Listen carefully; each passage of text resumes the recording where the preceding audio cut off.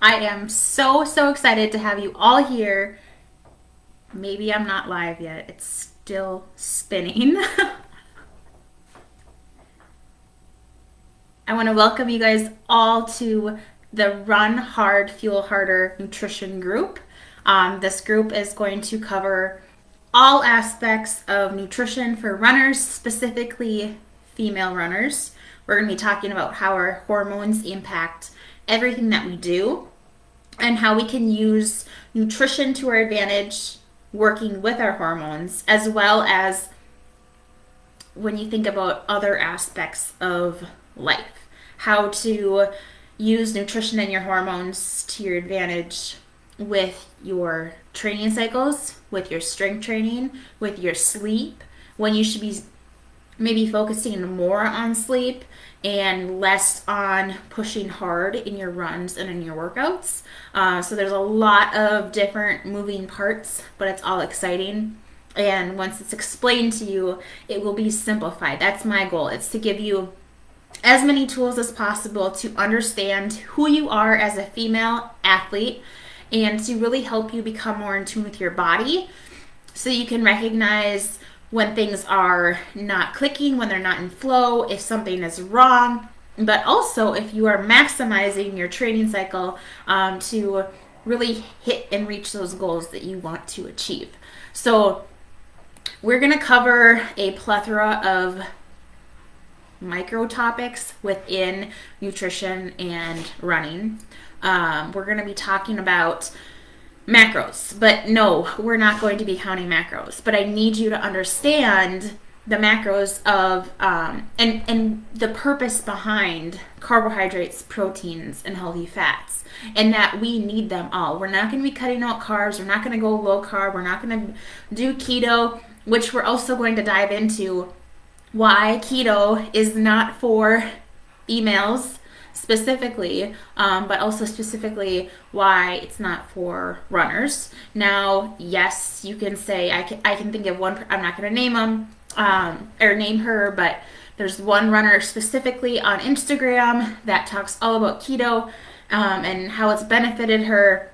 There's going to be an outlier no matter what topic you choose. It doesn't even have to be related to nutrition or running, but no matter what situation you pick in life, there's always going to be some people that XYZ works for them. But for 99% of female runners, females in general, keto is not the answer. We're going to talk about intermittent fasting and how, again, intermittent fasting is not the answer, one, for females, and two, a double no for female runners. And we're also going to be addressing the issue of, okay, but my husband does very well with intermittent fasting, or my husband does very well with fasted runs and fasted workouts. We're going to cover all those topics and why it does not, again, work for female runners. But we're also going to talk about what works well for female runners. So it all makes me super excited. Some of you are current clients, some of you guys are brand new. I'm welcoming you all.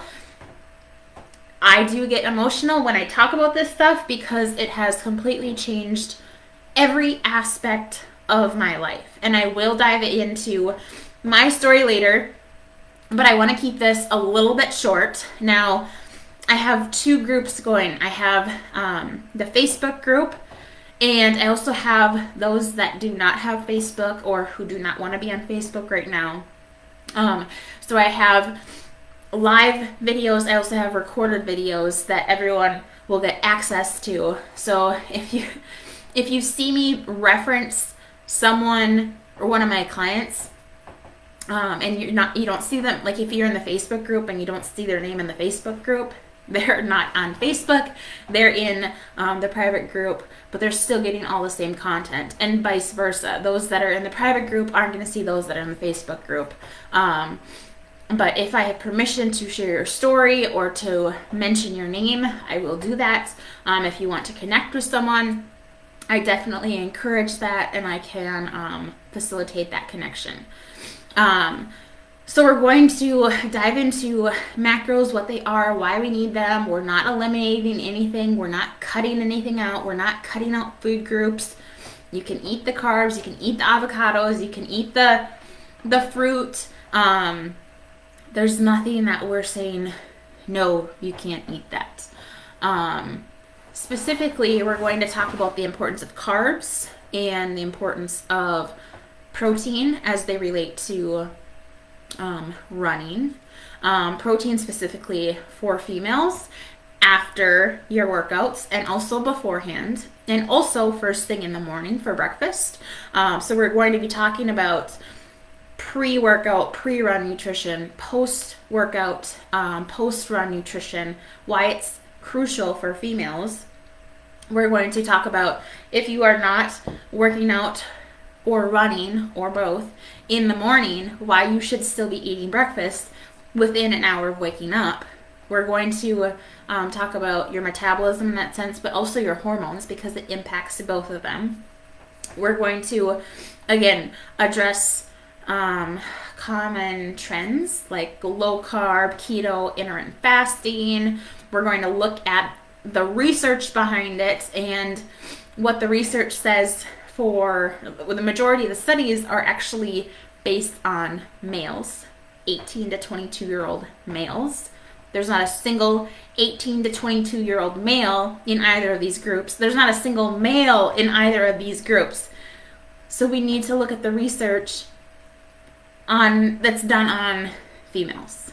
So that's what I'm super excited to share with all of you as well. And again, I will simplify it for you. I will explain it. I will tell you what it all means. But I'll also provide the research so that you guys have it if you want. We're going to talk about hydration. What does it really mean to be hydrated? What should you be looking for in a hydration source? How should you be hydrating throughout the day? But how should you be hydrating on a long run, during a workout, on a hot run in the summer, or if you live down south, maybe even the entire year? How should you be hydrating during a race? Should you use whatever is on the race course, or should you practice through your training cycle? And along with hydration and fueling are two separate things. We're going to talk about how you want to keep hydration in the bottle and your fuel in your pocket. So you want them to be separate. And we're going to give you a bunch of ideas on what to use for your fueling source and how to, again, with all of these different aspects, really become in tune with your body so you can recognize, do I need to increase my intake? Or am I eating enough? What are the signs of underfueling? I talk a lot about that on Instagram, and I'm going to talk a lot about that in this group because that was one of the biggest game changers for me. And it was one of the biggest game changers, or has been one of the biggest game changers for a lot of my clients. The second biggest game changer for myself, or maybe it was my first. I can't rate the two. But also my clients is a pre-workout or pre-run meal and a post-workout and post-workout meal. Not running fasted, not working out fasted, not waiting to see how long you can go after your run to not eat. Like, there's no celebration, there's no reward for doing that. It's actually hurting whatever your goals are. Whether that's weight loss, whether that's getting stronger, whether that is building muscle, whether that is getting faster, it's all hurting your results. So we're going to talk about all those aspects. And again, or all those topics. It's all going to relate to your hormones because our hormones are not steady throughout the month. We don't just have one dominant hormone that stays steady. So we're going to talk about our cycle, how our hormones fluctuate, what it means to be in the luteal phase, what it means to be at a different point in your cycle, and how to work with it. How to use your cycle, your nutrition, your hydration, your rest, your strength training, your training to your advantage, working with your female physiology. We're going to also talk about sleep. we're going to talk about rest and recovery. So it's not just talking about nutrition, because nutrition, what you consume, what you eat, that's one aspect of your life. You have to take into consideration all these other aspects. So I consider the food that you eat secondary food, and all the other aspects primary food. Sleep, rest, hormones, your environment, your stress levels, all of those different aspects, that's your primary food. Because when all of those are, I don't want to say in harmony, when they're balanced, when things are going well, your nutrition is a lot easier, and everything also responds better than if everything is stressed out, low on sleep, bad relationships, work is insane, and all of that. So we're going to talk about how they work together, and also tools that you can use, like a gratitude list or a brain dump or meditation, to really help all those other aspects of your life. So I hope you guys are all excited to be in this group. I'm super, super excited to talk to you all about all the different aspects that play into your nutrition as a runner, as a female runner. And stay tuned, because the videos will be posted in this group as well as in the group for those that don't have Facebook.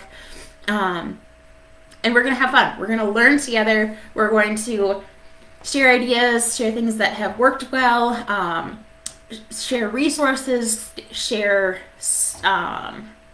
studies, and all the research as well. So let me know if you have any questions before we get started. But we're going to start off by just talking about macros, what they are, why we need them, and why you don't necessarily have to count, and how you can really become in tune with your body. So stay tuned for that next video tomorrow.